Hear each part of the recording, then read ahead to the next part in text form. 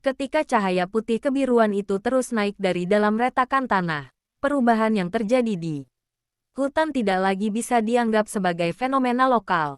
Langit di atas pohon raksasa mulai menunjukkan distorsi halus, seperti permukaan air yang disentuh oleh sesuatu yang tidak terlihat. Bintang-bintang di kejauhan tampak sedikit bergeser dari posisi semestinya, meskipun tidak ada teleskop di dunia yang mampu mencatat perubahan itu secara akurat. Haoran merasakan dadanya berdebar lebih lambat, bukan karena ketenangan, tetapi karena ritme tubuhnya perlahan menyesuaikan diri dengan sesuatu yang lebih besar di sekitarnya. Kinglan yang berdiri di sampingnya menyadari bahwa napasnya sendiri mulai terasa sinkron dengan getaran tanah. Seolah tubuh manusia tanpa sadar sedang mencoba menyesuaikan diri dengan sistem yang baru saja aktif sepenuhnya. Luo Chen, yang biasanya selalu mencari pola untuk dikendalikan, kali ini hanya bisa menatap layar perangkat yang benar-benar kosong. Semua data hilang, bukan karena kerusakan, tetapi karena tidak ada lagi acuan yang bisa diterjemahkan oleh sistem manusia modern. Di tengah perubahan itu, pohon raksasa mulai mengalami transformasi yang lebih jelas. Kulit batangnya tidak lagi tampak seperti kayu biasa, melainkan seperti lapisan struktur yang terdiri dari banyak dimensi tipis yang saling menumpuk. Akar-akar yang menjalar ke dalam tanah kini terlihat seperti jaringan yang tidak hanya menembus bumi, tetapi juga menyentuh ruang lain yang tidak memiliki bentuk fisik. Haoran tanpa sadar melangkah maju lagi, kali ini tanpa rasa takut. Di dalam pandangannya, ia kembali melihat jejak kesadaran yang sebelumnya muncul di dalam sistem. Namun, kini lebih jelas, jejak itu mulai berbicara, bukan dalam bentuk kata, melainkan dalam bentuk kesimpulan yang langsung terbentuk di dalam pikirannya, bahwa sistem ini tidak pernah benar terpisah dari manusia. Ia selalu ada di dalam setiap keputusan, setiap perkembangan, setiap lonjakan peradaban. Hanya saja manusia selama ini tidak memiliki cara untuk menyadarinya. Kinglan tiba-tiba memegang kepalanya, karena aliran informasi yang masuk ke dalam kesadarannya menjadi terlalu padat. Ia melihat sesuatu yang berbeda dari Haoran, sebuah rekaman panjang yang memperlihatkan bagaimana setiap penemuan besar manusia selalu diikuti oleh perubahan tak kasat mata pada struktur dunia, penemuan api, pembentukan kota, revolusi ilmu pengetahuan, hingga era teknologi modern. Semuanya bukan hanya sejarah, tetapi juga reaksi dari sistem yang berusaha menjaga keseimbangan baru setiap kali manusia melangkah lebih jauh. Namun di balik semua itu, ada satu pola yang terus berulang. Setiap kali manusia mencapai pemahaman yang terlalu cepat, tanpa kesiapan, sistem ini selalu merespons dengan penutupan, seperti yang pernah terjadi pada era gerbang warisan di masa lalu. Luo Chen yang masih berdiri di tepi area kini perlahan menyadari bahwa ambisinya selama ini tidak relevan lagi. Ia tidak lagi berhadapan dengan sumber daya yang bisa dimanfaatkan atau teknologi yang bisa dikuasai, tetapi dengan struktur realitas yang sedang menyesuaikan dirinya sendiri. Untuk pertama kalinya, ia tidak berbicara tentang kontrol, tidak juga tentang eksploitasi. Ia hanya bertanya, dengan suara pelan, apa sebenarnya batas manusia di dalam sistem ini? Tidak ada jawaban langsung, namun dari dalam cahaya yang terus mengalir, muncul respons yang sangat sederhana. Tidak ada batas yang tetap, hanya kesiapan yang berbeda di setiap zaman. Pada saat itu, seluruh jaringan cahaya yang membentang di bawah tanah mulai bergerak secara serempak. Titik-titik yang sebelumnya tersebar di berbagai wilayah dunia kini tidak lagi hanya menyala, tetapi mulai terhubung dalam satu aliran besar.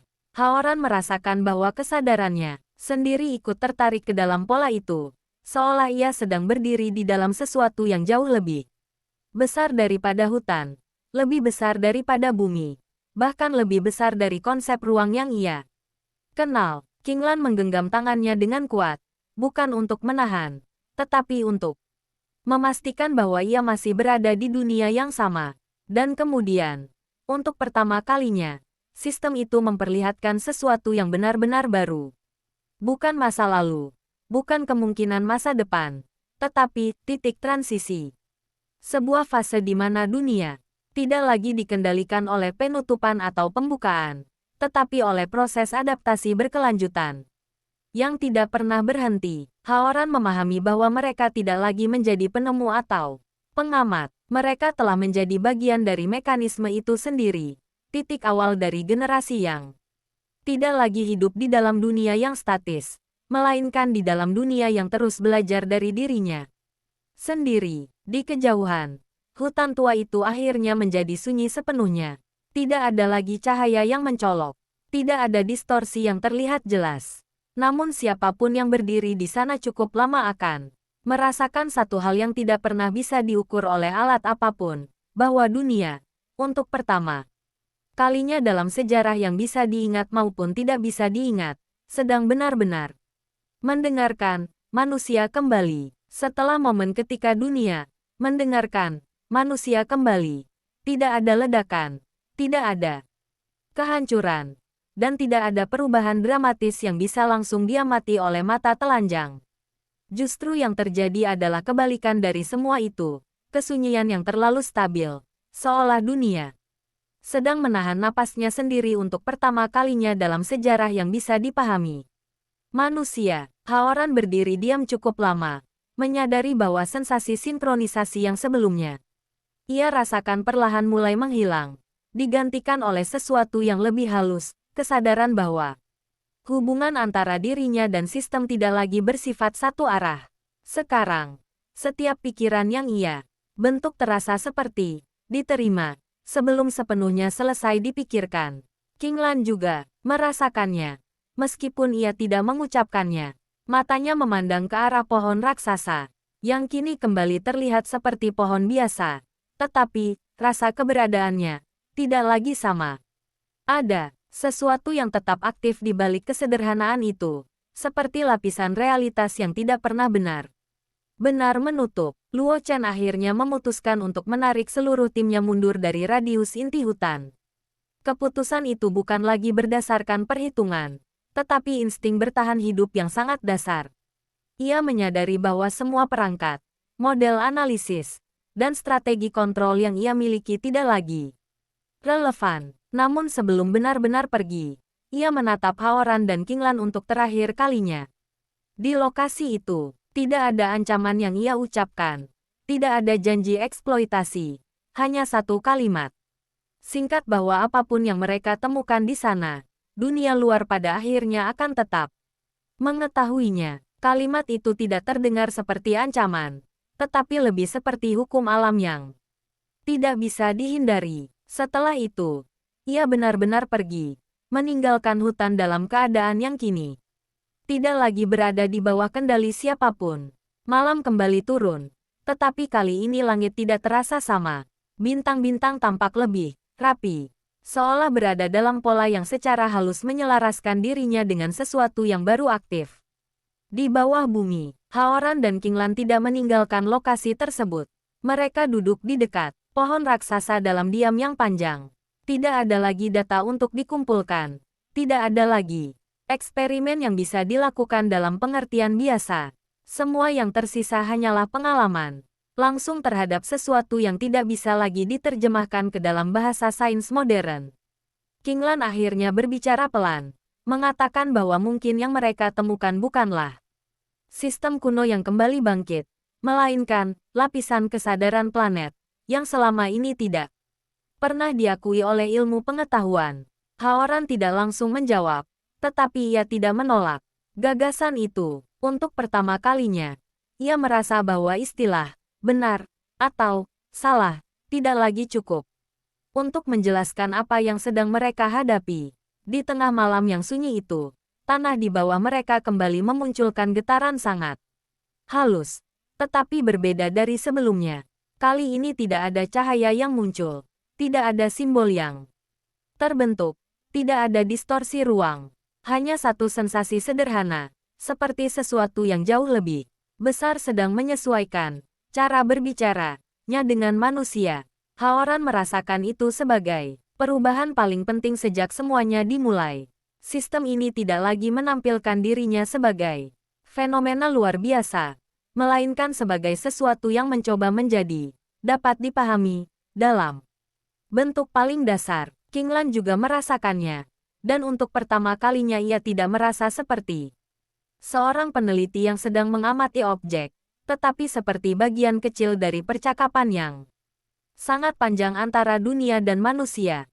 Pada saat yang sama, jauh di luar hutan, berbagai titik di dunia mulai menunjukkan anomali kecil yang tidak langsung disadari, bukan ledakan energi, bukan fenomena visual, tetapi perubahan halus. Dalam pola alam, musim yang sedikit bergeser, hewan yang berpindah jalur migrasi secara tidak biasa, serta beberapa fenomena ilmiah yang tidak konsisten dengan model sebelumnya. Tidak ada yang menghubungkan semua itu pada satu sumber, karena tidak ada pola yang cukup jelas untuk diidentifikasi. Namun secara keseluruhan, dunia perlahan mulai menyelaraskan ulang dirinya dalam skala yang jauh lebih luas daripada yang pernah dibayangkan siapapun. Di bawah pohon raksasa itu, Haoran akhirnya berdiri dan menatap langit malam. Ia tidak lagi mencari jawaban. Ia hanya menyadari bahwa sejak hari pertama mereka menemukan simbol itu, mereka tidak pernah benar-benar sedang mencari misteri. Mereka sedang berjalan menuju titik di mana dunia berhenti menjadi sesuatu yang hanya diamati, dan mulai menjadi sesuatu yang ikut mengamati balik. Dan di antara dua kesadaran itu, manusia baru saja memasuki babak yang belum pernah memiliki nama. Babak di mana pengetahuan tidak lagi berakhir pada pemahaman, tetapi justru menjadi awal dari perubahan yang terus berlanjut tanpa pernah benar-benar selesai. Pagi berikutnya datang tanpa perubahan cuaca yang mencolok, tetapi dunia tetap tidak kembali seperti sebelum mereka menemukan pohon raksasa itu. Haoran terbangun lebih awal dari biasanya, bukan karena tidur yang buruk, melainkan karena ia merasakan kesadaran latar yang terus aktif di dalam pikirannya. Seperti sebuah aliran informasi yang tidak lagi membutuhkan pemicu untuk muncul. Ia keluar dari tenda dan melihat Kinglan sudah duduk di tanah, memandangi pohon yang kini tampak biasa tetapi terasa sangat berbeda. Tidak ada lagi cahaya, tidak ada simbol, tidak ada getaran yang terlihat. Namun keduanya tahu bahwa sesuatu di dalamnya masih terhubung. Kinglan berbicara pelan bahwa sejak malam tadi ia terus merasakan pola yang tidak bisa dijelaskan. Bukan suara, bukan gambar, tetapi seperti intuisi yang terstruktur, seolah ada sistem yang sedang mencoba mengajarkan cara baru untuk memahami dunia tanpa kata-kata. Haoran mengangguk, karena ia merasakan hal yang sama. Ia mulai menyadari bahwa setelah kontak langsung dengan sistem itu, cara otaknya memproses informasi telah berubah. Ia tidak lagi hanya melihat hubungan sebab akibat, tetapi juga kemungkinan yang berdampingan dengan kenyataan. Setiap keputusan kecil di alam tampak memiliki cabang tak terlihat yang saling berhubungan jauh lebih luas daripada yang pernah ia bayangkan. Di tengah percakapan mereka, tanah di bawah pohon tiba-tiba mengeluarkan getaran ringan sekali lagi. Namun kali ini tidak disertai cahaya atau distorsi. Hanya sebuah pola ritmis yang sangat halus. Seperti kode yang berusaha menyesuaikan diri dengan respons manusia. Haoran berjongkok dan menyentuh tanah. Lalu untuk sesaat ia tidak lagi merasakan dirinya sebagai individu terpisah, melainkan sebagai bagian dari jaringan yang lebih besar. Namun kali ini tidak ada lagi penglihatan atau suara. Hanya satu kesimpulan sederhana yang muncul secara alami di dalam pikirannya. Sistem tidak lagi mencoba membuka diri, dan juga tidak menutup diri. Ia sedang belajar berkomunikasi dalam tingkat yang lebih stabil. Kinglan tiba-tiba menyadari sesuatu yang lebih penting. Ia melihat bahwa semua titik yang sebelumnya muncul di peta kuno kini tidak lagi aktif secara serentak. Beberapa mulai meredup, sementara beberapa lainnya justru menguat. Ini bukan reaktivasi tunggal, tetapi proses seleksi alami. Seolah sistem itu sedang memilih bagian mana dari dirinya yang kompatibel dengan dunia. Saat ini, Kinglan menyebutnya sebagai fase diferensiasi kesadaran sistem, tetapi bahkan saat mengucapkannya, ia tahu bahwa istilah itu hanya upaya manusia untuk memberi nama pada sesuatu. yang belum benar-benar bisa dipahami. Di kejauhan, Haoran melihat sesuatu yang membuatnya terdiam lebih lama dari biasanya. Di antara kabut pagi, ia melihat siluet kota di bawah lembah, tetapi garis-garis gedungnya tampak sedikit berubah. Seolah struktur ruang di sekitarnya mengalami penyesuaian sangat kecil. Bukan perubahan yang dapat menghancurkan, melainkan perubahan yang hampir tidak terlihat, seperti dunia sedang mengatur ulang cara ia menampilkan dirinya kepada pengamat.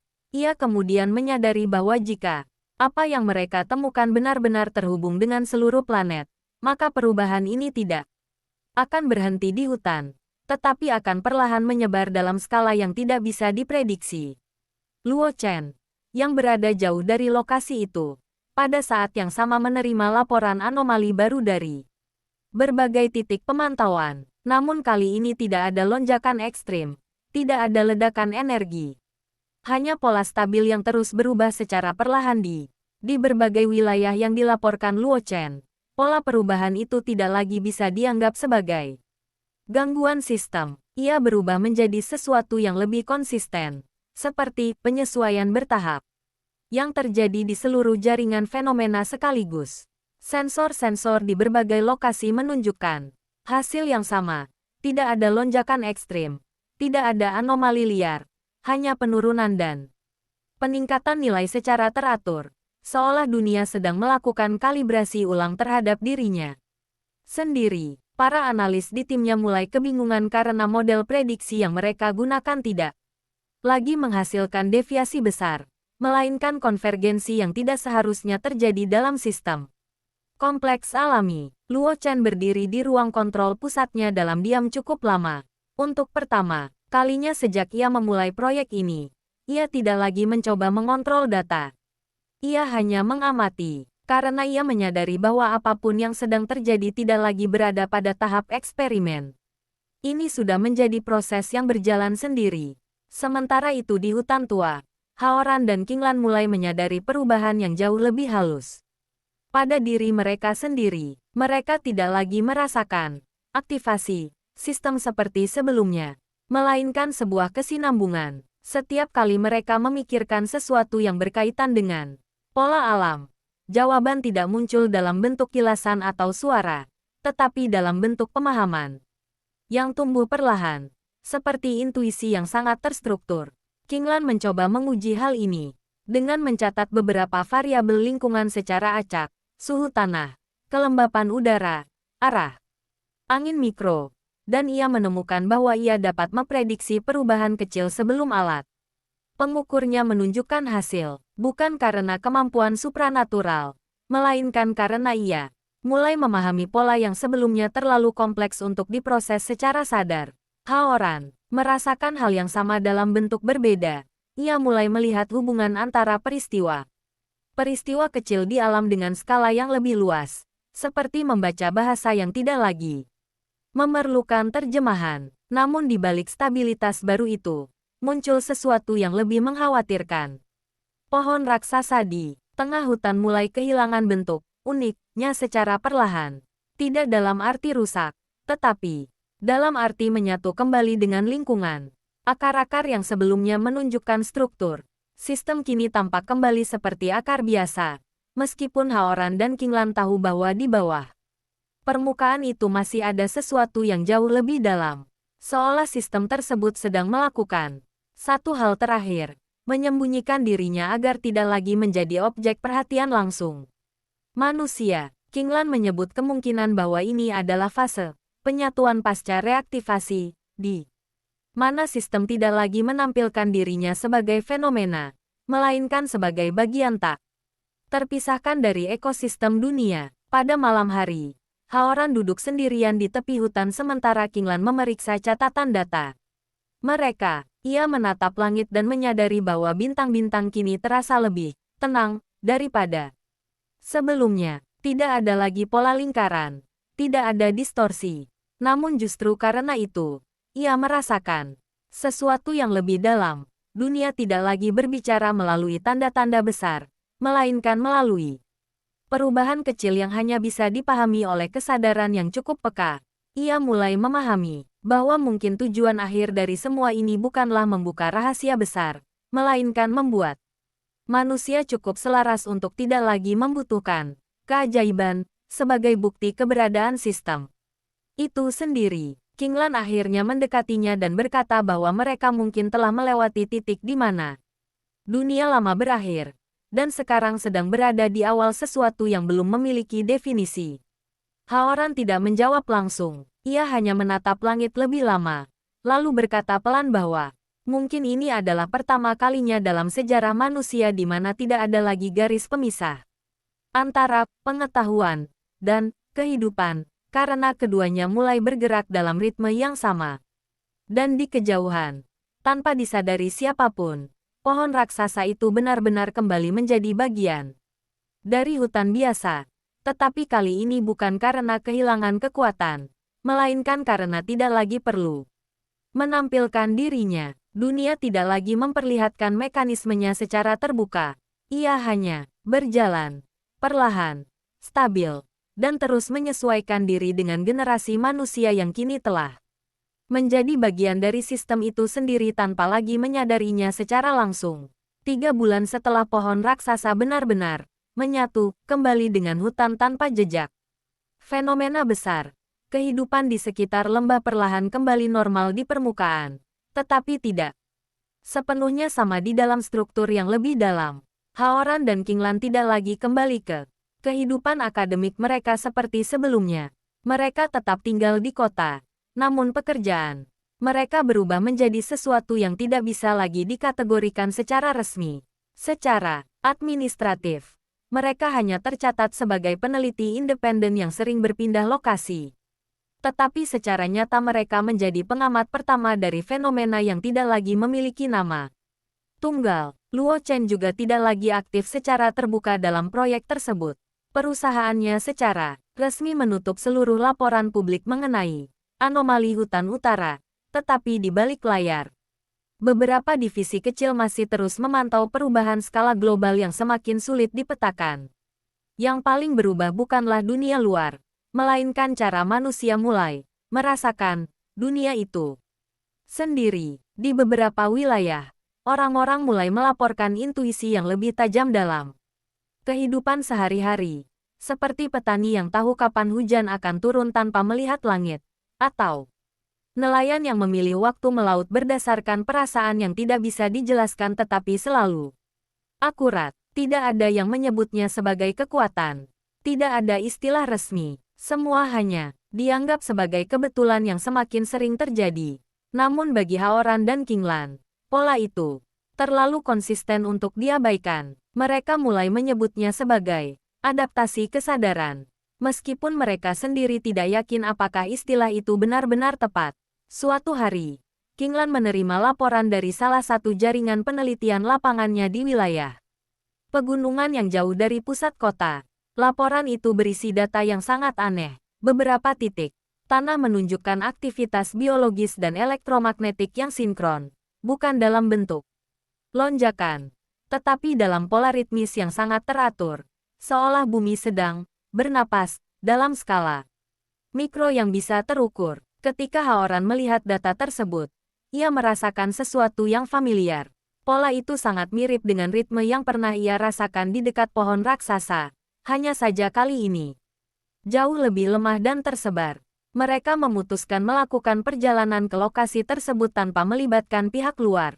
Perjalanan itu membawa mereka ke sebuah lembah kecil yang tidak tercatat dalam peta modern secara detail. Di sana, tidak ada pohon raksasa, tidak ada simbol, tidak ada fenomena visual.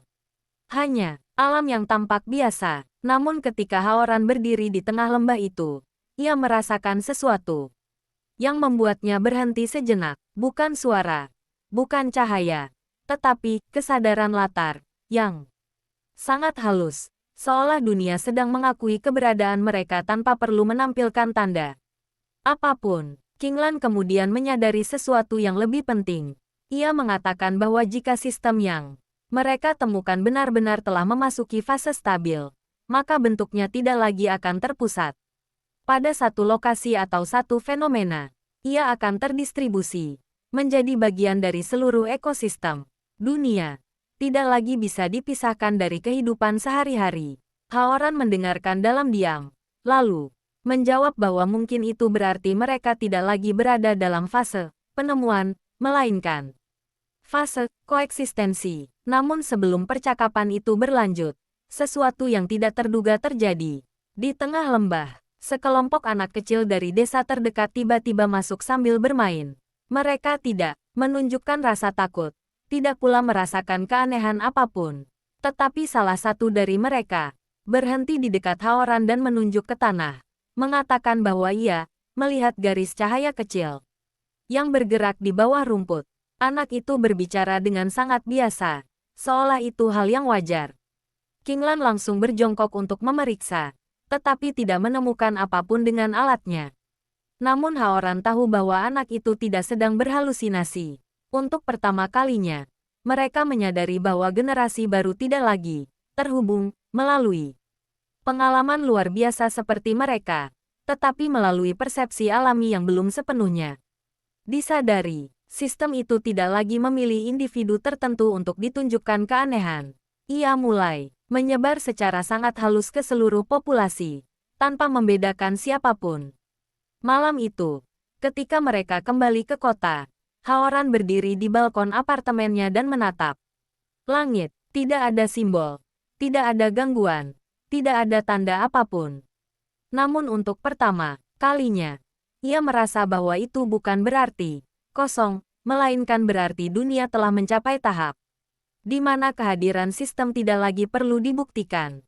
Qinglan berdiri di sampingnya dan berkata pelan bahwa mungkin ini adalah tujuan akhirnya sejak awal, bukan untuk mengungkap rahasia dunia, tetapi membuat manusia cukup matang untuk hidup di dalamnya tanpa merasa perlu memisahkan diri dari keseluruhan. Dan di antara cahaya kota yang tenang di bawah mereka, dunia terus berjalan seperti biasa, tanpa suara besar, tanpa peristiwa yang mencolok, tetapi dengan perubahan yang semakin dalam di setiap lapisan kehidupan.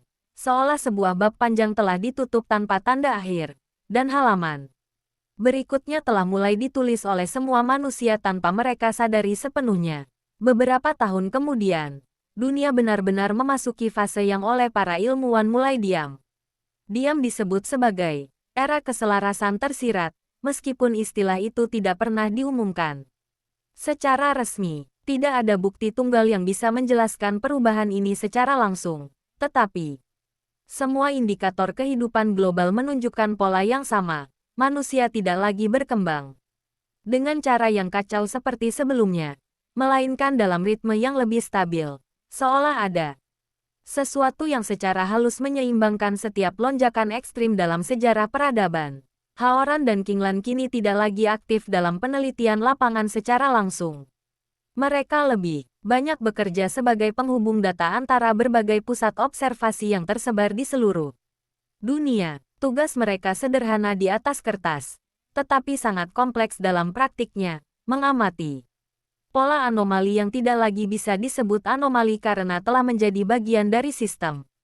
Mereka tidak lagi mencari sumber fenomena, karena sumber itu tidak pernah ditemukan dalam satu titik.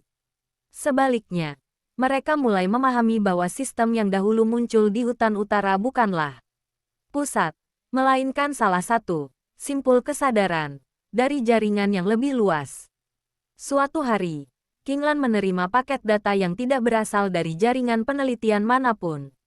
Tidak ada pengirim, tidak ada tanda digital, hanya kumpulan koordinat dan pola statistik yang secara otomatis muncul di sistem penyimpanan mereka.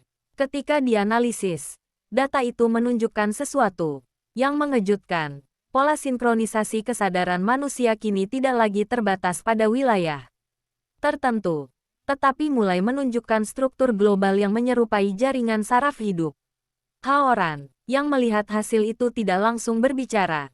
Ia hanya duduk lama, karena ia menyadari bahwa apa yang dulu mereka sebut sistem, kini telah berkembang melampaui tahap observasi.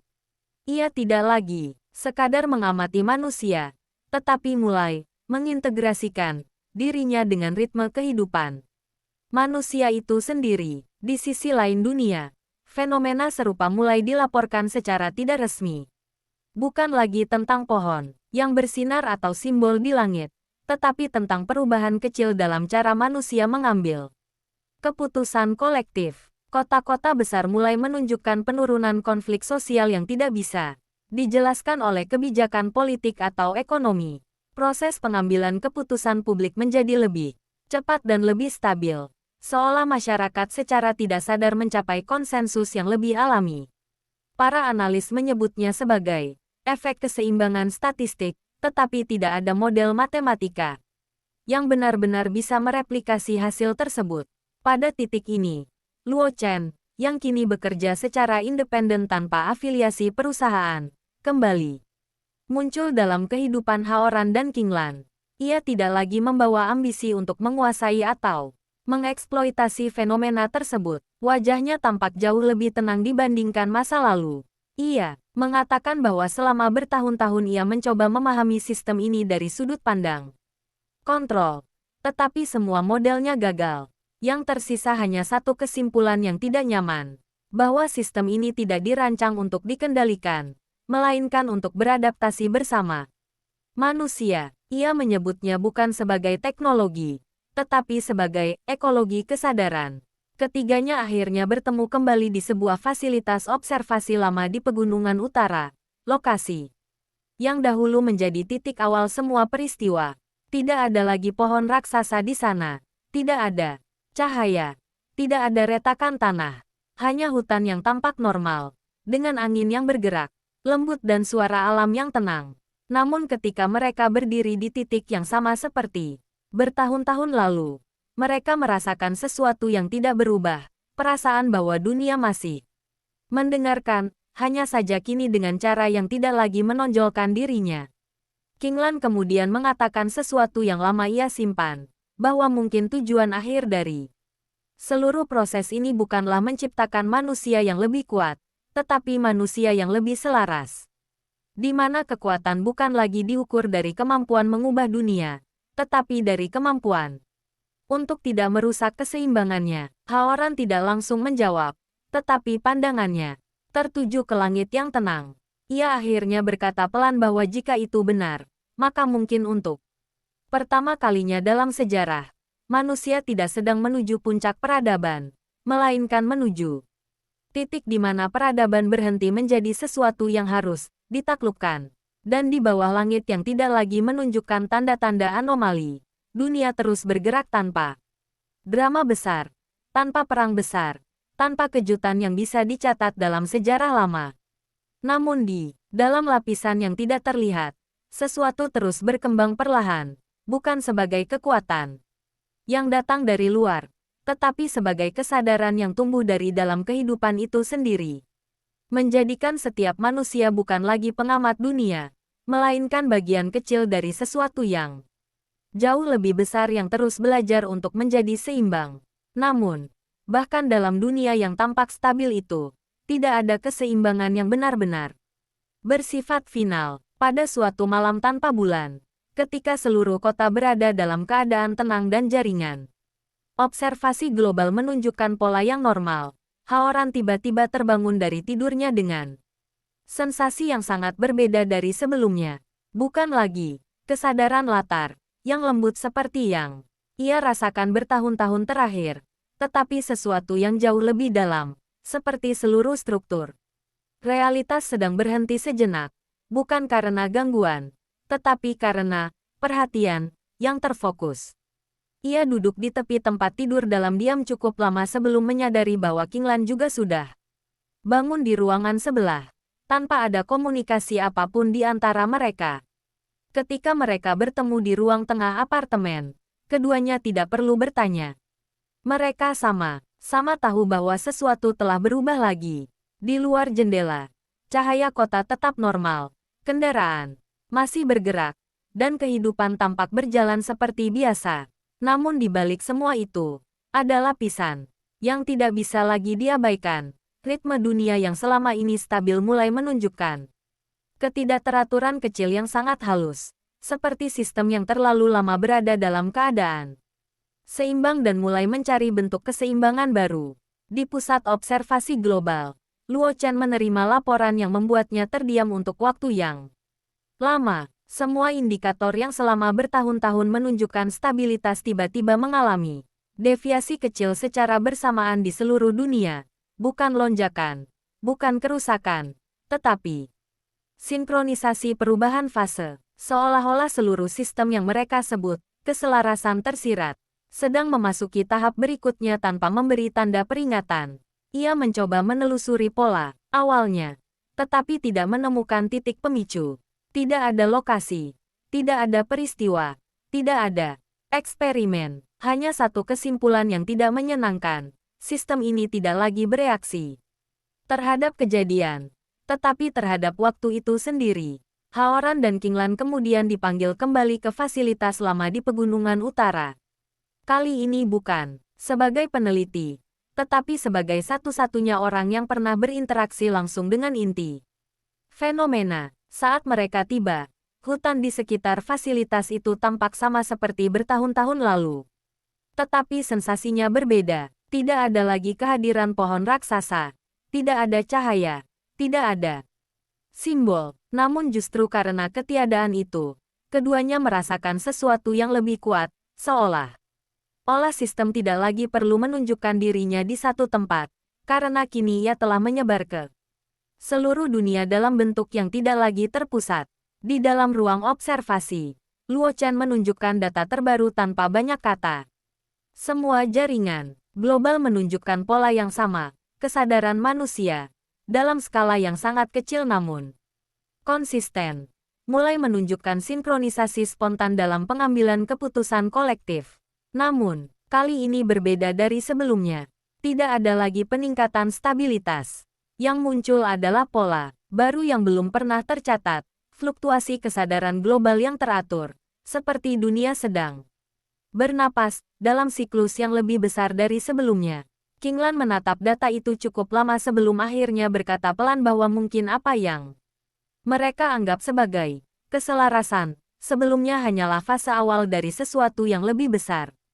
Haoran tidak langsung menjawab, tetapi ia merasakan hal yang sama, bahwa dunia tidak lagi bergerak menuju keseimbangan statis, melainkan menuju bentuk dinamika baru yang tidak pernah dikenal dalam sejarah manusia, sebuah keseimbangan yang tidak berhenti, melainkan terus berubah tanpa kehilangan stabilitas. Dan ketika malam kembali turun di pegunungan itu, mereka bertiga berdiri di luar fasilitas, memandang langit yang sama seperti dulu.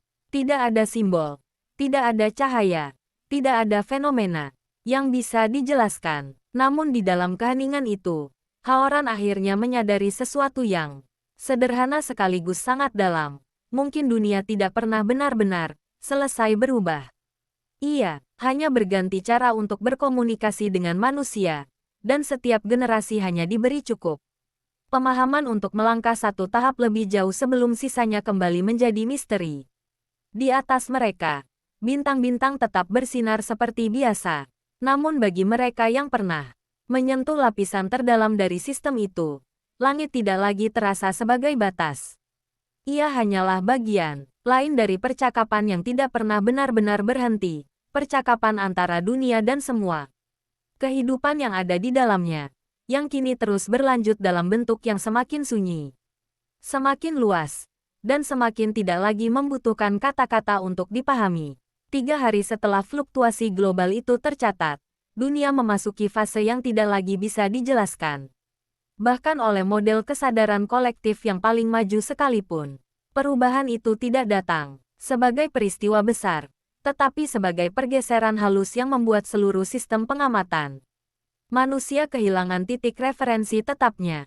Di beberapa negara, jam atom menunjukkan deviasi mikro yang kemudian kembali normal, tetapi dengan pola yang berbeda dari sebelumnya. Di tempat lain, algoritma prediksi perilaku sosial mulai menghasilkan hasil yang terlalu stabil, seolah variabel acak dalam kehidupan manusia perlahan menghilang. Haoran, Qinglan, dan Luo Chen kembali berkumpul di ruang observasi Pegunungan Utara. Tetapi kali ini suasana tidak lagi seperti sebelumnya. Tidak ada lagi rasa bahwa mereka sedang meneliti sesuatu. Sebaliknya, mereka merasa seperti sedang berada di dalam sesuatu yang sedang menyesuaikan dirinya sendiri dengan keberadaan mereka.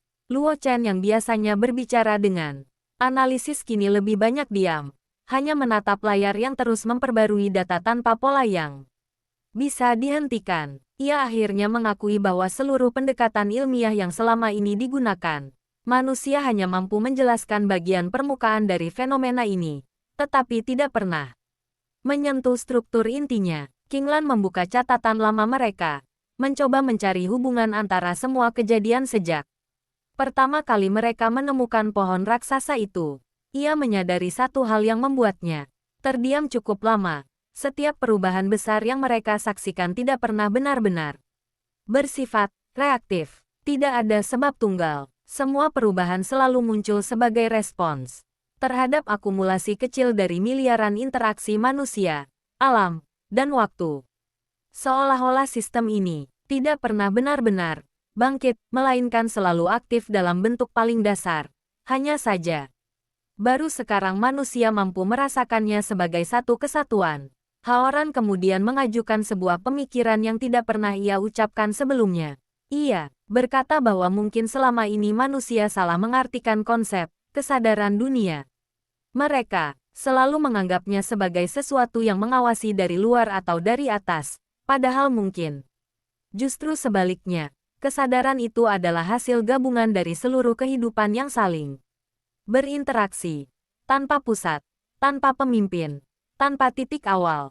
Qinglan tidak langsung menolak gagasan itu. Ia justru merasakan bahwa pemikiran tersebut lebih dekat dengan semua yang mereka alami selama ini dibandingkan teori apapun yang pernah ada. Pada saat yang sama, di berbagai belahan dunia, fenomena kecil mulai meningkat. Bukan lagi sekadar intuisi manusia atau perubahan alam, tetapi munculnya pola keputusan kolektif yang tidak bisa dijelaskan oleh logika individu. Komunitas yang tidak pernah saling terhubung mulai mengambil keputusan serupa dalam waktu hampir bersamaan. Ekosistem tertentu menunjukkan generasi yang lebih cepat tanpa campur tangan manusia.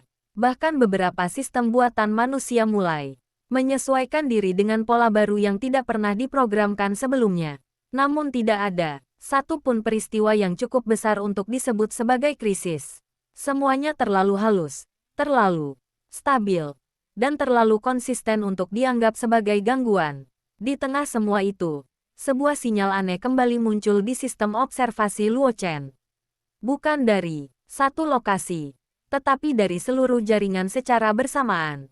Namun kali ini bukan berupa data anomali. Yang muncul hanyalah satu pola sederhana yang berulang di semua titik dunia, sebuah ritme yang menyerupai napas, lambat, teratur, dan tidak berubah. Ketika ia memperbesar data tersebut, Luo Chen akhirnya menyadari sesuatu yang membuatnya terdiam untuk waktu yang lama. Seluruh sistem global kini tidak lagi hanya menyesuaikan diri, tetapi telah mencapai fase di mana ia memiliki ritme internal yang konsisten, seperti organisme yang hidup. Malam itu, Haoran keluar dari fasilitas dan berdiri sendirian di bawah langit pegunungan. Qinglan menyusul beberapa saat kemudian. Mereka tidak berbicara. Di atas mereka, bintang-bintang bersinar dengan ketenangan yang tidak berubah. Tetapi bagi mereka yang telah memahami sebagian kecil dari sistem itu, ketenangan tersebut tidak lagi terasa sebagai ketiadaan perubahan, melainkan sebagai stabilitas dari sesuatu yang terus bergerak tanpa henti di dalam skala yang jauh lebih besar. Dan di dalam keheningan itu, Haoran akhirnya berkata pelan bahwa mungkin manusia tidak pernah benar-benar menemukan sistem ini. Mereka hanya mencapai titik di mana mereka akhirnya cukup selaras untuk menyadari bahwa mereka sudah menjadi bagiannya sejak awal. Qinglan tidak menjawab, tetapi ia tidak membantah. Di kejauhan, angin gunung berembus perlahan, membawa suara alam yang tidak lagi terasa acak. Semuanya kini terdengar seperti bagian dari satu pola besar yang belum memiliki nama, dan dunia terus berjalan di dalam ritme itu, tanpa awal yang jelas, tanpa akhir yang pasti, hanya kesinambungan yang semakin dalam, semakin luas, dan semakin sulit dibedakan antara kehidupan, kesadaran, dan keberadaan itu sendiri. Pada titik di mana manusia mulai menerima bahwa mereka bukan lagi pengamat, melainkan bagian dari pola yang lebih besar, sesuatu yang tak terduga terjadi, bukan perubahan pada dunia luar, melainkan pada cara dunia mengakhiri dirinya sendiri dalam bentuk lama. Haoran pertama yang menyadarinya, pada suatu pagi yang tampak normal, ia menemukan bahwa catatan data global yang biasanya terus berubah kini berhenti memperbarui secara acak. Bukan karena sistem rusak, tetapi karena semua variabel mulai bergerak dalam satu arah yang sangat konsisten. Kinglan yang memeriksa ulang jaringan observasi menyadari hal yang sama. Tidak ada lagi anomali individual. Semua kejadian kecil di seluruh dunia kini tampak saling terhubung dalam satu pola besar yang tidak lagi membutuhkan interpretasi. Luo Chen, yang biasanya mencari kontrol dalam setiap ketidakpastian, untuk pertama kalinya justru tidak mencoba mengintervensi apapun. Ia hanya berdiri di depan layar utama dan berkata pelan, bahwa ini bukan lagi fase evolusi atau adaptasi. Ini adalah fase penyatuan definisi. Maksudnya, sederhana namun sangat dalam. Semua sistem yang sebelumnya terpisah, alam, manusia, teknologi, kesadaran, tidak lagi bergerak sebagai entitas berbeda, melainkan mulai membentuk satu struktur interpretasi tunggal yang terus menyederhanakan dirinya sendiri. Di saat yang sama, Haoran merasakan sesuatu yang sangat berbeda di dalam dirinya. Bukan lagi intuisi atau pemahaman parsial, tetapi semacam kejernihan total yang justru membuatnya sulit membedakan antara pikiran pribadi dan aliran informasi yang lebih besar. Ia menyadari bahwa batas antara aku dan dunia tidak menghilang secara tiba-tiba, tetapi perlahan menjadi tidak relevan. Kinglan mengalami hal yang sama, meskipun dalam bentuk yang lebih lembut.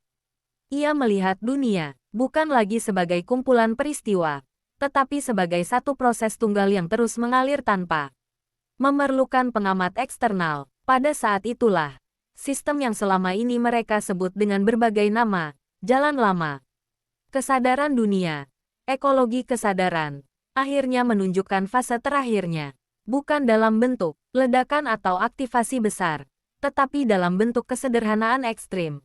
Semua data global, semua pola alam, semua interaksi manusia, mulai mereduksi dirinya menjadi satu prinsip tunggal yang tidak lagi bisa dipisahkan menjadi bagian-bagian kecil. Prinsip itu tidak berbentuk kata, tetapi dapat dipahami sebagai keberlanjutan tanpa pemisahan. Dan dalam momen itu, Haoran melihat sesuatu yang tidak pernah ia lihat sebelumnya. Bukan masa lalu, bukan masa depan, tetapi keseluruhan waktu sebagai satu permukaan yang tidak bergerak. Ia menyadari bahwa semua peristiwa yang pernah ia alami, pohon raksasa, simbol kuno, gerbang, warisan, perubahan dunia, bukanlah tahapan berbeda, melainkan ekspresi dari satu sistem yang sama yang selalu mencoba mencapai keadaan stabil tanpa harus berhenti berkembang. Kinglan akhirnya berkata pelan bahwa mungkin ini adalah bentuk akhir dari pemahaman manusia terhadap dunia, bukan karena semua rahasia telah terpecahkan, tetapi karena tidak ada lagi konsep rahasia yang berdiri terpisah dari yang memahami. Luo Chen tidak lagi berbicara. Ia hanya menatap data yang kini telah berubah menjadi satu aliran tunggal tanpa awal dan akhir. Tidak ada lagi angka, tidak ada lagi grafik, hanya pola yang terus bergerak dengan kesempurnaan yang tidak bisa dianalisis. Dan di luar fasilitas itu, dunia tetap berjalan seperti biasa. Orang-orang tetap bekerja, anak-anak tetap bermain, hujan tetap turun, dan matahari tetap terbit. Tidak ada satupun yang menyadari bahwa di balik semua itu, sesuatu yang sangat besar telah mencapai bentuk akhirnya, bukan sebagai akhir dunia, tetapi sebagai penyatuan seluruh cara dunia dipahami. Haoran akhirnya menutup matanya, bukan karena menyerah, tetapi karena untuk pertama kalinya ia mengerti bahwa tidak ada lagi yang perlu dicari. Kinglan berdiri di sampingnya dalam diam yang sama, dan di dalam keheningan itu, dunia tidak berhenti. Ia hanya tidak lagi perlu dijelaskan untuk tetap ada di restoran yang baru saja dimasukinya. Xia Yihuan sempat mengerutkan kening ketika melihat seorang pelanggan memukul meja sambil mengangkat piring yang berisi hidangan setengah matang. Wajah pelayan muda di hadapannya sudah pucat karena terus dimarahi. Sementara beberapa pelanggan lain mulai berbisik-bisik seolah sedang menunggu keributan yang lebih besar terjadi. Xia Yihuan tidak langsung ikut campur. Ia memperhatikan dengan tenang bagaimana hidangan itu. Memang tampak kurang sempurna. Tetapi reaksi pelanggan tersebut jelas sudah berlebihan. Panggil, bos kalian. Aku ingin komplain. Restoran sebesar ini bahkan tidak bisa memasak makanan dengan benar. Bentak pria itu tanpa memberi kesempatan siapapun menjelaskan. Seorang manajer segera datang dengan wajah cemas dan terus membungkuk meminta maaf. Tetapi pelanggan itu tetap tidak mau berhenti. Tepat ketika suasana semakin memanas, dari lantai 2 terdengar langkah kaki. Seseorang yang turun dengan tenang. Pria bertubuh tinggi mengenakan setelan sederhana itu langsung membuat seluruh pegawai berdiri lebih tegak. Xia Yihuan mengenal wajah itu dari ingatan pemilik tubuh sebelumnya. Itulah Xia Mingyu, kakak kandungnya sendiri, orang yang sejak bertahun tahun lalu memutuskan memutus hubungan dengannya karena kecewa atas semua perbuatannya terhadap keluarga Xia. Tatapan Xia Mingyu sama sekali tidak berubah ketika melihat adiknya berdiri di sudut restoran. Tidak ada kehangatan, tidak ada keterkejutan, hanya ekspresi dingin yang seolah sedang melihat orang asing. Namun sebagai pemilik restoran, ia lebih dulu menyelesaikan masalah pelanggan dengan kepala dingin. Setelah memeriksa hidangan, ia langsung meminta dapur membuat ulang seluruh pesanan secara gratis, bahkan menambahkan beberapa menu spesial sebagai bentuk permintaan maaf. Sikap profesional itu perlahan meredakan amarah pelanggan hingga pria tersebut akhirnya duduk kembali. Begitu keadaan kembali tenang, Xia Mingyu baru menoleh ke arah Xia Yihuan. Apa yang kamu lakukan di sini? Tanyanya singkat, tidak ada sapaan sebagai adik, tidak ada senyum. Xia Yihuan menarik napas pelan. Ia tahu luka yang ditinggalkan pemilik tubuh sebelumnya terlalu dalam untuk disembuhkan hanya dengan beberapa kata. Dulu, demi mengejar Lu Jingchuan, ia berkali-kali mempermalukan keluarga Xia, mengambil uang keluarga tanpa izin, bahkan memfitnah kakaknya sendiri hingga hubungan mereka hancur. Semua kenangan itu membuatnya merasa bersalah meski bukan dirinya yang melakukan semuanya. Dengan suara tulus ia berkata bahwa ia datang bukan untuk mencari masalah, melainkan ingin bertemu kakaknya dan memperbaiki hubungan yang telah rusak. Xia Mingyu hanya tertawa pelan, tetapi tawa itu sama sekali tidak mengandung kegembiraan. Memperbaiki hubungan, bukankah dulu kamu sendiri yang bilang tidak ingin mengakui keluarga Xia? Lagi, sekarang setelah hidupmu bermasalah, baru ingat keluarga. Kalimat itu menusuk hati Xia Yihuan, tetapi ia tidak membalas sedikit pun. Ia memilih menundukkan kepala dan meminta maaf. Seseorang di balik layar itu menutup sambungan telepon dengan senyum tipis yang sama sekali tidak mengandung kehangatan. Di hadapannya terbentang berkas-berkas mengenai keluarga Xi dan keluarga Xia, lengkap dengan foto-foto setiap anggota keluarga serta catatan hubungan bisnis mereka. Jarinya perlahan mengetuk meja sambil menatap foto Xia Yihuan yang baru saja diambil secara diam-diam di restoran Xia Mingyu. Perubahanmu terlalu cepat, gumamnya pelan.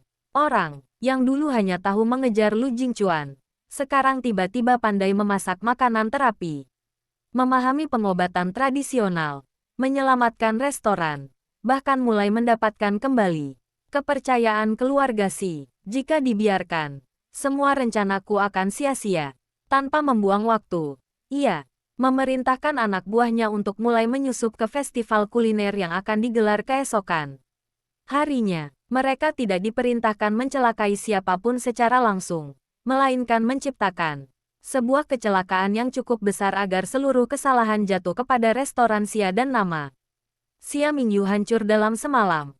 Baginya, selama keluarga Xia kembali terpuruk dan keluarga Xi ikut terseret karena hubungan mereka dengan Xia Yihuan, maka semua orang yang menghalangi jalannya akan tersingkir tanpa perlu mengotori tangannya sendiri. Sementara itu, Xia Yihuan tidak mengetahui sedikit pun bahwa bahaya baru sedang mendekat. Ia Pulang ke rumah keluarga Si dengan perasaan jauh lebih ringan dibanding sebelumnya. Di ruang keluarga, An sudah berlari menghampirinya sambil memeluk pinggangnya erat.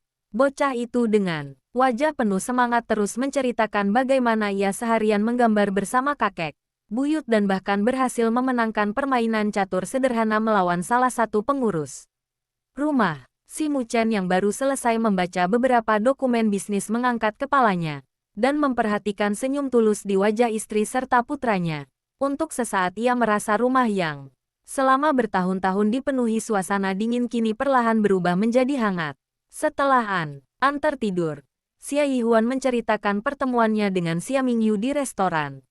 Ia tidak menyembunyikan apapun, termasuk bagaimana kakaknya masih menyimpan kemarahan yang sangat besar kepadanya. Si Muchen mendengarkan tanpa menyela hingga akhirnya berkata pelan, bahwa kepercayaan memang tidak mungkin kembali dalam satu hari. Jika seseorang pernah terluka berkali-kali, yang dibutuhkan bukan sekadar permintaan maaf, melainkan bukti yang terus-menerus. Xia Yihuan mengangguk. Ia memang tidak berharap semua orang langsung memaafkannya. Selama masih diberi kesempatan untuk memperbaiki diri, ia akan terus melangkah sedikit demi sedikit. Mendengar jawaban itu, Si Muchen memandangnya beberapa saat sebelum tanpa sadar mengulurkan secangkir teh hangat yang baru dibuatnya sendiri. Tindakan sederhana itu membuat Xia Yihuan tersenyum karena ia tahu pria itu kini mulai memperlakukannya sebagai seseorang yang benar-benar layak dipercaya. Keesokan paginya, festival kuliner yang diselenggarakan kota sudah dipenuhi pengunjung sejak matahari belum terlalu tinggi. Restoran-restoran terkenal membawa hidangan andalan mereka masing-masing, termasuk restoran Xia yang dipimpin langsung oleh Xia Mingyu. Berkat bantuan Xia Yihuan semalam, seluruh bahan makanan premium berhasil tiba tepat waktu sehingga persiapan berjalan jauh lebih lancar daripada yang diperkirakan. Banyak tamu mulai berdatangan untuk mencicipi menu unggulan restoran tersebut.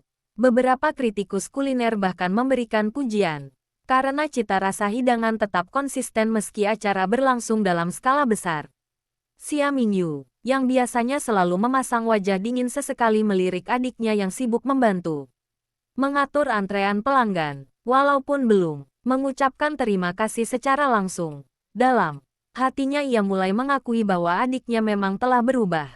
Namun di tengah ramainya suasana, salah seorang pegawai baru yang sebenarnya merupakan suruhan orang misterius diam menuangkan cairan transparan ke dalam tangki air bersih yang digunakan untuk mencuci bahan makanan. Sebelum rencananya selesai, Xia Yihuan yang kebetulan lewat mencium aroma kimia yang sangat samar, pengalaman hidupnya membuat instingnya langsung berbunyi.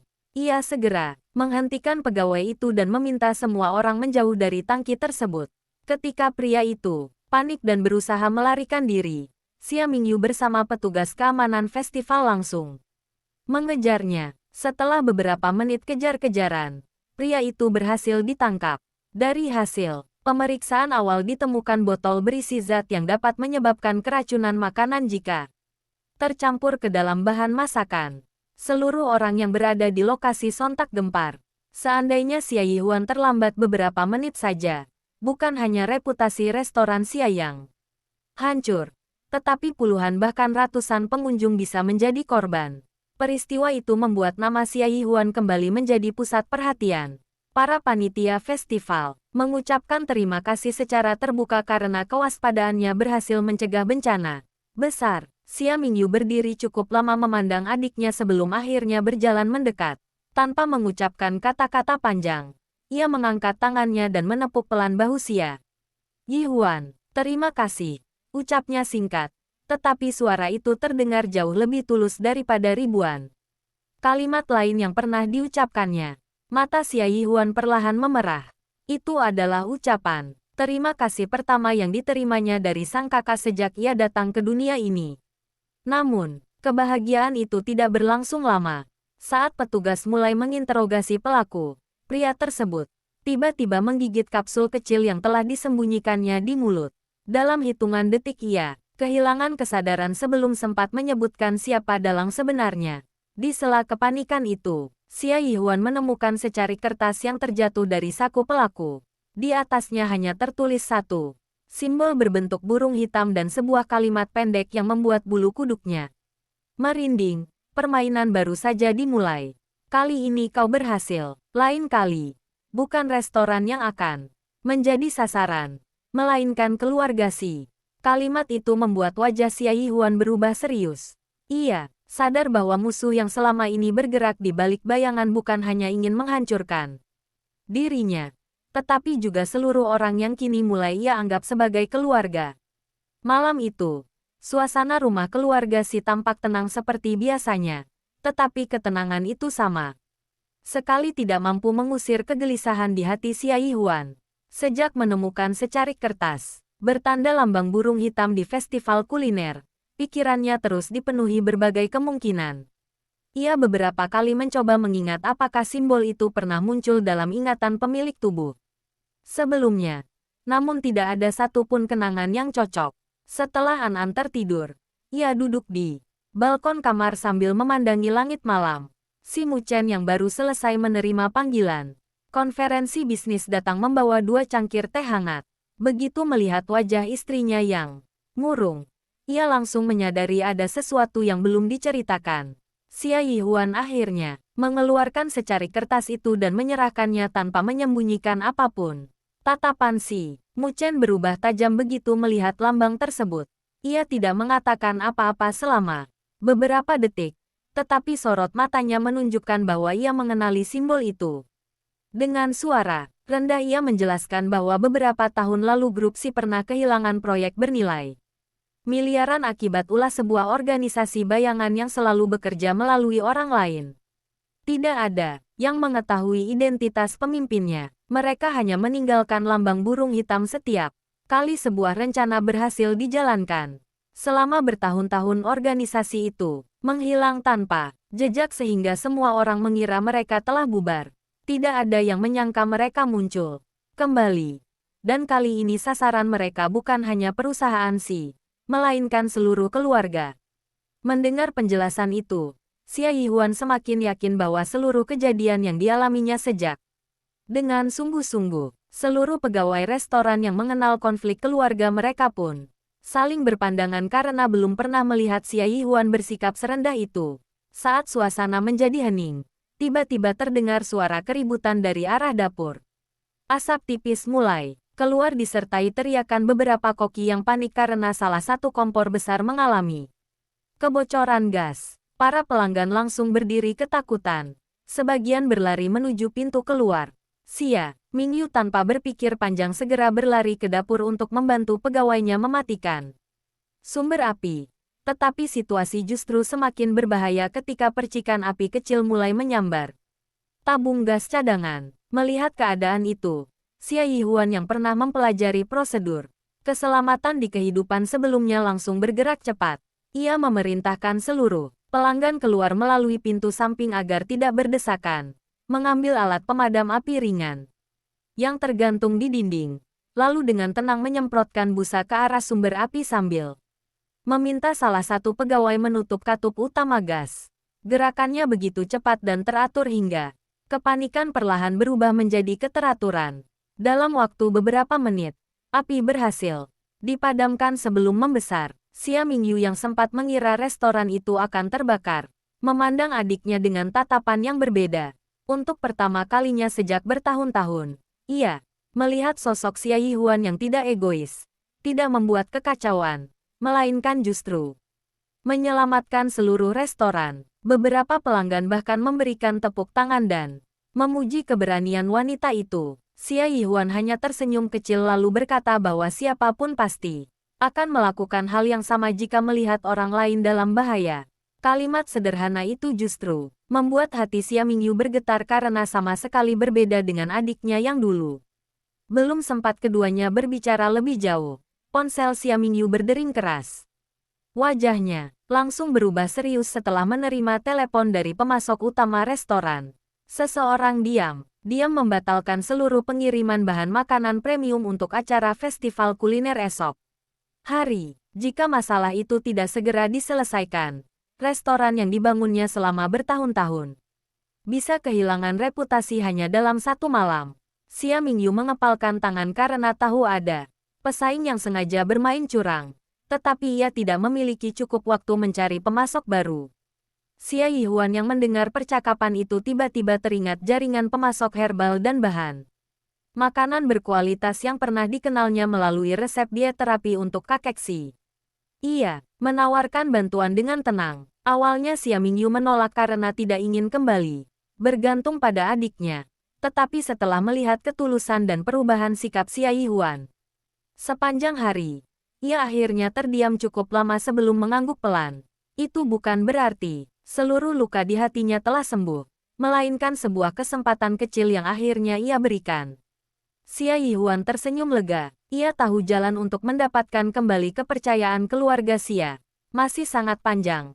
Tetapi setidaknya hari itu ia berhasil melangkah satu langkah lagi. Sementara itu, jauh di tempat lain, seseorang yang diam-diam mengawasi restoran melalui layar ponsel memperlihatkan senyum dingin. Orang itu segera menghubungi bawahannya dan berkata bahwa jika Xia Yihuan terus berhasil memperbaiki hubungannya dengan keluarga Xi maupun keluarga Xia, maka seluruh rencana yang telah disusun selama bertahun-tahun akan hancur. Sebuah permainan yang jauh lebih besar ternyata baru saja dimulai. Dan tanpa disadari Xia Yihuan telah menjadi target utama dari musuh yang selama ini bersembunyi di balik bayangan kejut listrik. Mereka tidak berusaha merampok ataupun melukai sopir, melainkan langsung menuju pintu tempat Xia Yihuan duduk. Namun tepat ketika salah satu dari mereka hendak membuka pintu, suara deru mesin beberapa kendaraan lain terdengar dari kejauhan. Belasan mobil pengawal keluarga Xi yang diam-diam diperintahkan Xi Muchen untuk mengikuti istrinya dari jarak jauh langsung